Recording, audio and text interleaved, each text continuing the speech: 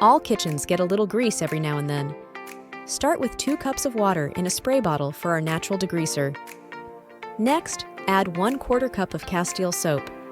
It's gentle yet effective.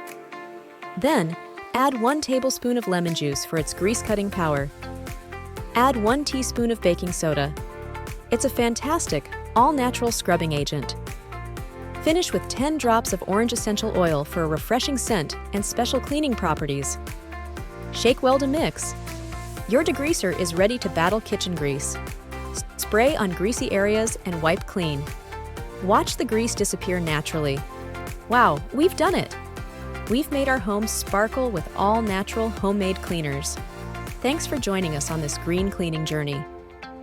If you love these DIY cleaning tips, remember to hit that like button, subscribe for more, and share this video with your friends. Let's spread the joy of natural cleaning with cheap, effective ingredients. We'd love to hear how these cleaners worked for you. Drop a comment below with your experience or any questions you might have. Thanks again for watching. Keep living clean and green, and we'll see you in the next one.